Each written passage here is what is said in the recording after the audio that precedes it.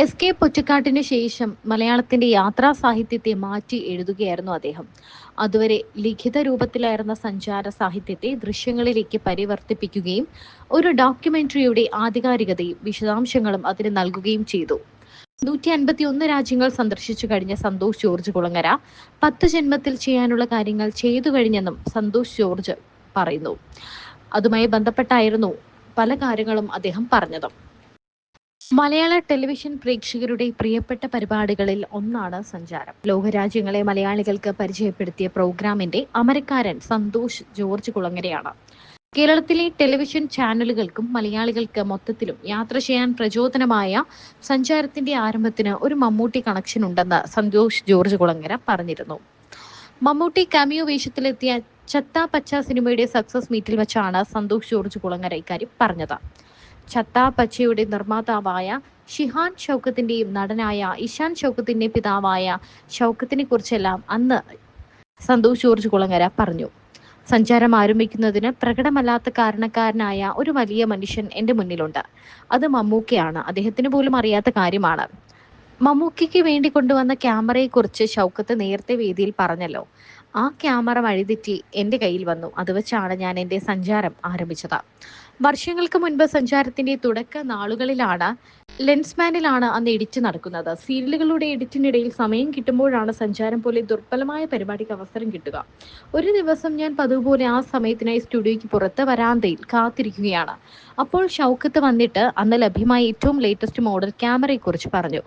ആ ക്യാമറയുടെ ഗുണങ്ങളും അത് ജീവിതത്തെ മാറ്റിമറിക്കാൻ പോകുന്നത് എങ്ങനെയായിരിക്കും എന്നെല്ലാം വിശദീകരിച്ചു. അങ്ങനെ ഒരു ക്യാമറ സ്വന്തമാക്കാനുള്ള അവസരം വന്നിട്ടുണ്ട് എന്നും പറഞ്ഞു. എല്ലാം പറഞ്ഞു കഴിഞ്ഞതിന് ശേഷം അവസാനമാണ് ആ ക്യാമറ ഇപ്പോൾ തന്റെ കയ്യിലില്ലെന്നും അത് തിരുവനന്തപുരം എയർപോർട്ടിൽ പിടിച്ചു വെച്ചിരിക്കുകയാണെന്നും പറയുന്നത്. കേരളത്തിൽ ആദ്യമായി എത്തിയ DV ക്യാമറ ആയിരുന്നു അത്. അത് മമ്മൂക്കിക്ക് വേണ്ടി കൊണ്ടുവന്നതായിരുന്നു. കേരളത്തിൽ ആർക്കും ഇങ്ങനെ ഒരു ക്യാമറ ഇറങ്ങിയ കാര്യം പോലും അറിയില്ലായിരുന്നു. പക്ഷെ മമ്മൂക്ക അറിഞ്ഞു. ഈ ക്യാമറ കൊണ്ടുവരാൻ ഷൗക്കത്തിനോട് പറഞ്ഞു. ആ ആവശ്യപ്രകാരം കൊണ്ടുവരുന്ന ക്യാമറയാണ് എയർപോർട്ടിൽ കുടുങ്ങിയത്. എയർപോർട്ടിൽ ക്യാമറ ഇറക്കണമെങ്കിൽ ഇത്ര പൈസ വേണം. അത് എടുക്കാനുണ്ടെങ്കിൽ നമുക്ക് ക്യാമറ ഇപ്പോൾ കൊണ്ടുവരാം. ഞാനും ഷൗക്കും കൂടി തിരുവനന്തപുരത്ത് പോയി ഒരു ദിവസം അധ്വാനിച്ച് ക്യാമറ പുറത്തിറക്കി. പിന്നീട് ആ ക്യാമറ മമ്മൂക്കയിലേക്ക് പോയില്ല. അത് എൻ്റേതായി മാറി. ആ ക്യാമറ കയ്യിൽ കിട്ടി 1 മാസം കഴിഞ്ഞപ്പോൾ ഞാൻ നേപ്പാളിലേക്ക് പോയി. അക്കാലത്ത് വലിയ ക്യാമറ യൂണിറ്റിനൊപ്പം 6-7 പേരെയും കൂട്ടി സഞ്ചാരം പോലെ ഒരു പരിപാടി ഷൂട്ട് ചെയ്യാനായി പോകാനാകില്ല.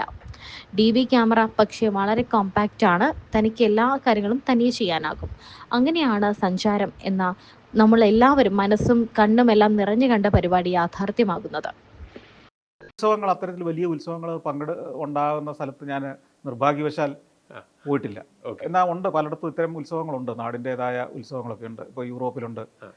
യൂറോപ്പിലെ ചില പ്രത്യേകിച്ച് ഇപ്പോൾ പോളണ്ടിൽ അല്ലെങ്കിൽ സ്വിറ്റ്സർലൻഡിൽ ഒക്കെ ഇപ്പോൾ മഞ്ഞുകാലം കഴിഞ്ഞ് പയ്യെ വസന്തകാലം തുടങ്ങുമ്പോൾ അല്ലെങ്കിൽ കൊയ്ത്ത് വിളവെടുക്കുന്ന സമയത്തൊക്കെ നമ്മുടെ ഇതുപോലെ തന്നെ ചില ഫെസ്റ്റിവലുകളുണ്ട് ഗ്രാമങ്ങളിലൊക്കെ. അപ്പോൾ അതിലൊന്നും എനിക്ക് സത്യത്തിൽ പങ്കെടുക്കാൻ പറ്റിയിട്ടില്ല. കാരണം നമ്മൾ ചെല്ലുന്ന സമയം അതുമായിരിക്കണമെന്നില്ല. ഞാൻ അങ്ങനെ കണക്ക് കൂട്ടി ആ ഉത്സവ സമയത്ത് അവിടെ എത്താൻ വേണ്ടി അങ്ങനെ പോകുന്ന ഒരാളുമല്ല. എപ്പോഴാണോ സഞ്ചാരം സംപ്രേഷണം ചെയ്ത് തീരാൻ പോകുന്നത് അപ്പോൾ എവിടെയെങ്കിലും പെട്ടെന്ന് പോവുക, അടുത്തത് മുടങ്ങാതെ സഞ്ചാരം കാണിക്കാൻ പറ്റുന്ന രീതിയിൽ ഷൂട്ട് ചെയ്തുകൊണ്ട് വരിക. അതേ നമ്മളുടെ യാത്രകളിൽ പലപ്പോഴും നടക്കാറുള്ളൂ. ഇപ്പോൾ പോയി ആ ഒരു സമയത്ത് കണ്ടത് അയ്യോ എനിക്ക് ഒന്നോടൊന്ന് കാണാൻ പറ്റിയിരുന്നെങ്കിൽ അങ്ങനെ എന്തെങ്കിലും മനസ്സിൽ കിടപ്പുണ്ടോ? അങ്ങനെ പലതും ഉണ്ടല്ലോ. ഇപ്പോൾ നമ്മൾ എല്ലാ യാത്രയിലും ഇപ്പോൾ നമുക്കെല്ലാം ഒന്നും നമ്മൾ ആഗ്രഹിക്കുന്ന പോലെ ഷൂട്ട് ചെയ്യാൻ പറ്റില്ല. ചിലപ്പം നമ്മൾ കാറിൽ യാത്ര ചെയ്യുമ്പോൾ ഷൂട്ട് ചെയ്ത് പോകുമ്പോഴായിരിക്കും ഒരു കാഴ്ച കാണുന്നത്. പക്ഷേ നമ്മൾ ക്യാമറയിട്ട് ഇറങ്ങുമ്പോഴേക്കും അതങ്ങ് പോയിട്ടുണ്ടാവും, അല്ലെങ്കിൽ ആ സീൻ അങ്ങ് നടന്ന് കഴിഞ്ഞിട്ടുണ്ടാവും. ഇപ്പോൾ എൻ്റെ ഏറ്റവും അവസാനത്തെ യാത്രകളിൽ അങ്ങനെ ഒത്തിരി മിസ്സായിട്ടുണ്ട്. അതിപ്പോൾ അത് എണ്ണമെടുക്കാൻ പോലും പറ്റില്ല, അത്ര തന്നെയില്ല. കാരണം നമ്മൾ കണ്ടിന്യൂസ് ആയിട്ട് ഷൂട്ട് ചെയ്തങ്ങ് പോകല്ലേ. അപ്പം പോകുമ്പം നമ്മൾ കടന്നു പോകുമ്പോഴോ അല്ലെങ്കിൽ ഒരിടത്ത് ചെല്ലുമ്പോഴൊക്കെ പലവിധ കാരണങ്ങളൊക്കെ ഉണ്ട്. അതൊന്ന് ഇപ്പോൾ ഉദാഹരണം പറഞ്ഞാൽ ഒരു രാജ്യത്ത് നിന്ന് അടുത്ത രാജ്യത്തേക്കുള്ള ബോർഡർ ക്രോസിങ്, അത് പലപ്പോഴും നടന്നൊക്കെ പോകും. അപ്പോൾ ഈ നടന്നു പോകുമ്പോൾ പലയിടത്തും നമുക്ക് ആ പ്രോസസ്സ് മുഴുവൻ ഒന്ന് കാണിക്കണമെന്നുണ്ട്. പക്ഷേ സാധ്യമല്ലല്ലോ. പോലീസ് ഉണ്ടാവും. ചിലപ്പോൾ ആ പോലീസ് തന്നെ അല്ലെങ്കിൽ അവിടുത്തെ ഇമിഗ്രേഷൻ ഉദ്യോഗസ്ഥർ നമ്മളെ പിടിച്ചു നിർത്തി ഷൂട്ട് ചെയ്തെല്ലാം കാണിക്കാൻ പറയും. ചിലത് ഡിലീറ്റ് ചെയ്യും, അത് കാണിക്കരുത് എന്ന് കർശനമായിട്ട് പറയും. അങ്ങനെയൊക്കെയുള്ളത് നമുക്ക് കാണിക്കാൻ പറ്റില്ല. അപ്പോൾ അതുകൊണ്ട് തന്നെ എപ്പോഴും നമ്മളൊരു ട്രാവലോഗ് ഷൂട്ട് ചെയ്യുമ്പോൾ ഒത്തിരി കാര്യങ്ങൾ നമുക്ക് മിസ്സാവും. ഇപ്പോൾ നമ്മുടെ നാട്ടിൽ ചില ഉത്സവങ്ങളൊക്കെ നടക്കുമ്പോൾ അല്ലെങ്കിൽ ഓണം തന്നെ നടക്കുമ്പോൾ പല പല പരിപാടികൾ റോഡിൽ നടത്തുന്നത് നമ്മൾ കാണാറുണ്ട്. ചിലപ്പോൾ നമ്മൾ റോഡിൽ കുറച്ച് നേരം വെയിറ്റ് ചെയ്യേണ്ടി വരും. അങ്ങനെ വിദേശത്ത് ഏതെങ്കിലും രാജ്യങ്ങളിൽ ചെന്നപ്പോൾ നമുക്ക് അയ്യോ വെയിറ്റ് ചെയ്ത് ഇത് പെട്ടുപോയല്ലോ എന്ന് ചിന്തിച്ചിട്ടുണ്ടോ? അങ്ങനെ ഒരു പ്രശ്നം ഉണ്ടായിട്ടില്ല ഇതുവരെ. ഇല്ല. കാരണം അങ്ങനെ ഇപ്പോൾ ഒരു റോഡിൽ അവിടെയൊക്കെ ഒരു റോഡിൽ ഇപ്പോൾ ബ്ലോക്ക് ഉണ്ടാകുന്ന തരത്തിൽ എന്തെങ്കിലും പരിപാടികൾ നടക്കുന്നുണ്ടെങ്കിൽ അത് മുൻകൂട്ടി അധികാരികളെ അറിയിക്കും. അവരനുമതി കൊടുത്തെങ്കിലേ ഏത് രാജ്യത്തും ഇത്തരം ഒരു പരിപാടി ചെയ്യാൻ പറ്റുള്ളൂ. അങ്ങനെ ചെയ്യുന്നുണ്ടെങ്കിൽ, ഉദാഹരണത്തിന് എറണാകുളത്തെ MG റോഡിൽ അങ്ങനെ ഒരു ചടങ്ങ് നടക്കുന്നുണ്ട്, ബ്ലോക്ക് ആവുന്നുണ്ടെങ്കിൽ അതിനു മുമ്പ് തന്നെ പോലീസ് മറ്റു റൂട്ടുകൾ ഉണ്ടാക്കി ഇവർക്ക് ബ്ലോക്ക് ആവാത്ത രീതിയിൽ മറ്റു റൂട്ടുകളിലേക്ക് ഡൈവേർട്ട് ചെയ്തവരെ വിട്ടിരിക്കും. അതങ്ങനെ ആസൂത്രണം ചെയ്താണ് കാര്യങ്ങളൊക്കെ നടക്കുന്നത്. അതുകൊണ്ട് നമ്മൾ അറിയില്ലത്.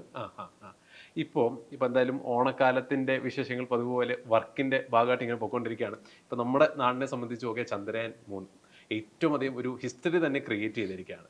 എന്താണ് ലോക രാജ്യങ്ങളെ വെച്ച് നോക്കുകയാണെങ്കിൽ SGKയുടെ ഭാഗത്തു നിന്ന് ഇന്ത്യക്ക് ഈ നേട്ടത്തെക്കുറിച്ച് എങ്ങനെയാണ് നോക്കിക്കാണുന്നത്? അല്ല, അതൊരു വലിയ നേട്ടം തന്നെയല്ലേ. കാരണം എന്ന് വെച്ച് കഴിഞ്ഞാൽ ഇന്ത്യ പോലൊരു രാജ്യത്ത് എത്രയോ വർഷങ്ങൾക്ക് മുൻപ് നമ്മൾ ISRO എന്ന് പറഞ്ഞൊരു സ്ഥാപനം ഈ ഒരു ലക്ഷ്യത്തിനൊക്കെ വേണ്ടിയിട്ട് സ്ഥാപിക്കുമ്പോൾ അന്ന് ജനിച്ചിട്ട് പോലും ഇല്ലാത്ത ഒരാളാണ് ഞാൻ. അപ്പോൾ എൻ്റെ പൂർവികരുടെ, നമ്മുടെ ഭരണാധികാരികളുടെ, ക്രാന്തദർശികളായ ശാസ്ത്രജ്ഞന്മാരുടെ, വിക്രം സാരാഭായിയെ പോലെ ഒക്കെയുള്ള ആളുകളുടെ, അല്ലെങ്കിൽ ഹോമി ജഹാംഗീർ ഭാഭയെ പോലുള്ള ആളുകളുടെ, ഇവരുടെയൊക്കെ വിഷൻ ആണല്ലോ നമ്മളെ ഇന്ന് ശാസ്ത്രമേഖലയിൽ ഇത്ര ഉയരത്തിലേക്ക് എത്തിച്ചത്. അവരെയും കൂടെ നമ്മൾ സ്മരിക്കണം ഈ സമയത്ത് എന്നുള്ളതാണ് ഏറ്റവും പ്രധാനം. കാരണം അല്ലാതെ ഇന്നത്തെ ഒരു ശാസ്ത്രജ്ഞൻ ബട്ടൺ ഇട്ടപ്പോൾ പോയി ചന്ദ്രനിൽ പോയി ഇറങ്ങിയതല്ല ഈ ബഹിരാകാശ വാഹനമൊന്നും. എത്രയോ തലമുറകൾ അതിനുവേണ്ടി അധ്വാനിച്ച് ഘട്ടം ഘട്ടമായിട്ട് രോഹിണി എന്ന് പറയുന്ന ഒരു റോക്കറ്റ് ആദ്യം വിക്ഷേപിച്ചത്, ആദ്യകാലത്ത് വിക്ഷേപിച്ച എത്രയോ റോക്കറ്റുകൾ ബംഗാൾ ഉൾക്കടലിൽ പോയി വീണത്, അതൊക്കെ വീഴുമ്പോൾ ഇവിടുത്തെ രാഷ്ട്രീയക്കാരും പത്രക്കാരും ഒക്കെ ഈ ISROയെ പരിഹസിച്ചത് ഒക്കെ ഞാൻ കണ്ടിട്ടുണ്ട്. അപ്പം അതെല്ലാം കടന്ന് അതിൽ നിന്ന് പാഠങ്ങൾ പഠിച്ച് എത്രയോ തലമുറകളുടെ പരാജയങ്ങളുടെ കഥകളും ഇതിൻ്റെ പിന്നിലുണ്ട്. ഇതെല്ലാം കൂടെ ചേർന്നാണ് ഇന്ന് ചന്ദ്രനിൽ പോയി സോഫ്റ്റ് ലാൻഡിങ് നടത്തിയ ആ വിജയം. അപ്പം ഇത് ഞാനെപ്പോഴും ഒന്നിനെ സമഗ്രമായിട്ട് കാണാൻ ആഗ്രഹിക്കുന്നത്. ഏറ്റവും അവസാനം ഒരു റിലേ ടീമിൻ്റെ ബാറ്റണം കൊണ്ട് ഓടി മേടിക്കുന്ന അയാൾക്ക് മാത്രമല്ല സ്വർണ്ണ മെഡൽ കിട്ടുക. ആദ്യത്തെ ലാപ്പ് ഓടിയ ആൾക്കും സ്വർണ്ണ മെഡലിന് അർഹനാണ്. തീർച്ചയായിട്ടും. ഈ ഒരു ISROയുടെ വിജയം കഴിഞ്ഞപ്പോൾ ഞാൻ പെട്ടെന്ന് എൻ്റെ സോഷ്യൽ മീഡിയ നോക്കിയപ്പം ആക്ടർ മാധവൻ ഒരു ലൈവ് വന്നിട്ടുണ്ട്. അദ്ദേഹം പറഞ്ഞത് വളരെ ലിമിറ്റഡ് ആയിട്ടുള്ള റിസോഴ്സും ഫണ്ടും വെച്ച് നമ്മുടെ രാജ്യം ഇത് അച്ചീവ് ചെയ്തതിൽ വലിയൊരു നേട്ടമെന്നാണ് പറയുന്നത്. എന്തുകൊണ്ടാണ് നമ്മുടെ നാട്ടിൽ ഈ ശാസ്ത്രത്തിന് വേണ്ടിയെങ്കിലും അത്രയ്ക്ക് ഫണ്ടിങ്ങിന് പിന്നോക്കം വരുന്നതല്ല, അത്രേ ആവശ്യമുള്ളൂ എന്നുള്ളതുകൊണ്ടാണ്. ഇത് പോയതിന് കുറവൊന്നും വന്നില്ലല്ലോ. ഇല്ല, അവിടെ പോയി ലാൻഡ് ചെയ്യാൻ അത്രയും മതിയായിരുന്നല്ലേ എൻ്റെ അർത്ഥം. ഓക്കെ, അതായത് കൂടുതൽ പൈസയും കൂടെ ചിലവാക്കിയ വേറെ എവിടെയെങ്കിലും പോയി ഇറങ്ങുകയും ചന്ദ്രനിൽ തന്നെ പോയി ഇറങ്ങാൻ പറ്റുള്ളൂ. അപ്പം ഒരു റോവറിന് അല്ലെങ്കിൽ നമ്മളുടെ ഒരു ബഹിരാകാശ വാഹനത്തിന് ചന്ദ്രത്തിൽ പോയി ഇറങ്ങാൻ ആ പണം മതിയായിരുന്നു എന്നല്ല എൻ്റെ അർത്ഥം. അതിൻ്റെ അർത്ഥം അതിൻ്റെ ഇരട്ടി പൈസ മുടക്കിയതുകൊണ്ട് എന്താ ഗുണം? തീർച്ചയായിട്ടും പ്രത്യേകിച്ച് ഗുണമൊന്നുമില്ല. അപ്പം നാസ ഇത് ചിലവാക്കുമ്പോൾ പൈസ കൂടുന്നതിൻ്റെ കാര്യം എന്താ? അവിടെ ഓരോ സേവനങ്ങൾക്കും അവിടുത്തെ പല കാര്യങ്ങൾക്കും ചിലവ് കൂടുതലാണ്. ഡോളറിലാണ് കൊടുക്കുന്നത്. അവിടുത്തെ ശാസ്ത്രജ്ഞന്മാരുടെ ശമ്പളം പോലും ഇന്ത്യയിലേതല്ല. അവിടുന്ന് കിട്ടുന്ന ഇപ്പം നമ്മൾ സബ് കോൺട്രാക്ട് കൊടുക്കുക, നാസ പോലും പലർക്കും സബ് കോൺട്രാക്ട് കൊടുക്കുക പല കാര്യങ്ങൾ ഉണ്ടാക്കാൻ. ISRO അങ്ങനെയല്ല. ISROയ്ക്ക് ഒരു ഫാക്ടറി ഇല്ല ഇതുണ്ടാക്കാൻ. പലരെ കോൺട്രാക്ട് കൊടുത്ത് LNT മുതൽ ടാറ്റ മുതൽ ഒത്തിരി കമ്പനികൾ ഇവർക്ക് വേണ്ടി ഓരോ കമ്പോണൻസ് ഉണ്ടാക്കുന്നുണ്ട്. അപ്പോൾ അതിൻ്റെ നിരക്ക് ഇന്ത്യയിൽ കുറവാണ്. ഇന്ത്യയിൽ ഏത് സാധനവും മാനുഫാക്ചർ ചെയ്യാൻ കോസ്റ്റ് കുറവാണ്, എക്സിക്യൂട്ട് ചെയ്യാൻ കോസ്റ്റ് കുറവാണ് എന്നതുകൊണ്ട് സംഭവിക്കുന്നതാണ്. അല്ലാതെ ഇല്ലാത്ത പൈസ കൊണ്ട് ഒന്നും സാധിക്കില്ല. പൈസ അതിനൊക്കെ കൊടുക്കുന്നുണ്ട് ഗവൺമെൻറ്റിൻ്റെ പ്രപ്പോസൽ കൊടുത്ത് ഒരു ബഡ്ജറ്റ് കൊടുത്ത് ഈ മിഷൻ ഇത്ര വേണമെന്ന് ISRO ആവശ്യപ്പെടുന്ന തുകയാണല്ലോ സർക്കാർ കൊടുക്കുന്നത്. തീർച്ചയായിട്ടും. അല്ലാതെ അതിൻ്റെ പകുതി എന്താ, ഈ പകുതി കൊണ്ട് പകുതി ദൂരം പോയാൽ മതി എന്ന് പറഞ്ഞിട്ട് വെട്ടി കുറയ്ക്കാറില്ലല്ലോ. ഇപ്പോൾ ഈ സ്പേസ് ട്രാവൽ ഇപ്പം ഇലോൺ മസ്ക് പോലെയുള്ളവരും, ഇപ്പോൾ സാറ് തന്നെ ഒരു കഴിഞ്ഞ ഇൻ്റർവ്യൂവിൽ വളരെ അടുത്ത് ഞാൻ കേട്ടിരുന്നു $2 ലക്ഷം ഓൾറെഡി അതിന് കൊടുത്തിട്ടുണ്ടായിരുന്നു എന്നുള്ളൊരു കാര്യം. അപ്പം നമ്മളിപ്പോൾ ഒരു വിഭാഗം ജനങ്ങൾ പറയും ഇതിനൊക്കെ എന്തിനാണ്, വെറുതെ പൈസ ചിലവാക്കാനാണ്, അല്ലെങ്കിൽ ഇതിനെ കൊണ്ടൊന്നുള്ള ഒരു ആവശ്യകത ഇല്ല എന്ന് പറയുമ്പോൾ അവർക്കൊക്കെ മനസ്സിലാകത്തക്ക രീതിയിൽ ഇതിൻ്റെ ഈ സ്പേസിനെ കുറിച്ചുള്ള പഠനവും ആ സ്പേസിനെ കുറിച്ചുള്ള ടൂറിസവും ഇനി ഫ്യൂച്ചറിലേക്ക് എങ്ങനെയാണ് വളരെ സിമ്പിളായിട്ടൊന്ന് പറഞ്ഞു കൊടുക്കാം. അത് മനസ്സിലാകാത്തവരോട് പറഞ്ഞിട്ട് കാര്യമില്ല. അതുകൊണ്ട് ഞാൻ സമയം കളയണ്ട. അടുത്ത ചോദ്യത്തിലേക്ക് പോകും. ശരി, അങ്ങനെയാണെങ്കിൽ ഓണക്കാലമാണ്. മഹാബലി തമ്പുരാൻ വന്നിട്ട് ഒരു 3 വരം ചോദിക്കാനായിട്ട് പറയുകയാണെങ്കിൽ നമ്മുടെ കേരളത്തിന് വേണ്ടിയിട്ടോ അല്ലെങ്കിൽ ഇന്ത്യക്ക് വേണ്ടിയിട്ടോ എന്തൊക്കെയായിരിക്കും 3 വരം ചോദിക്കുക? ഇപ്പോൾ ഞാൻ പലപ്പോഴും റിയാലിറ്റിയുടെ ലോകത്ത് ജീവിക്കുന്നൊരു മനുഷ്യനാണ്. അതുകൊണ്ട് ഈ എന്താണ് നമ്മുടെ സോക്കോൾഡ് മിത്തുകളുടെ ലോകത്ത് ഞാൻ അധികം ജീവിതം സമയം കളയാറില്ല. എന്നാലും ഒരു കാര്യം പറയുകയാണ്, അപ്പം നമ്മുടെ മനസ്സിൽ കാണും ഇത് വളരെ ഒരു മാജിക് സ്റ്റിക്കൊക്കെ വെച്ച് കറക്കി നമുക്ക് ചെയ്യാൻ പറ്റുന്ന പോലെ എന്തെങ്കിലും ഒരു കാര്യം ജീവിതത്തിൽ. മാജിക് സ്റ്റിക്ക് നല്ല കഠിനാധ്വാനം ചെയ്താൽ പോലും വേണ്ടിടത്ത് വേണ്ട രീതിയിൽ എത്തില്ല എന്ന് എനിക്ക് ഉറപ്പുള്ള ഒരാളാണ് ഞാൻ. കാരണം ഞാൻ കഠിനാധ്വാനം ചെയ്ത് അച്ചീവ് ചെയ്യണമെന്ന് ആഗ്രഹിച്ച കാര്യങ്ങളുടെ ഒരു 10% ഞാൻ അച്ചീവ് ചെയ്തിട്ടുള്ളൂ. അപ്പോൾ പിന്നെ മാജിക് സ്റ്റിക്കിൻ്റെ കാര്യം പിന്നെ ചിന്തിക്കുകയേ വേണ്ടല്ലോ. മനസ്സിലായില്ലേ? നിങ്ങൾ കഠിനാധ്വാനം ചെയ്ത് അതിനുവേണ്ടി പണവും മുടക്കി നിങ്ങൾക്ക് ചെയ്യാൻ പറ്റുന്ന പരമാവധി ചെയ്താലും നിങ്ങൾ ചെയ്യുന്നതിൻ്റെ ഒരു 10% വലിയ വിജയമാകാൻ സാധ്യതയുള്ളൂ. അപ്പോൾ ജീവിതത്തിൽ തുടങ്ങിയ പരിപാടികളിൽ 90% പരാജയപ്പെടുത്തിയ ഒരു മനുഷ്യനാണ് ഞാൻ.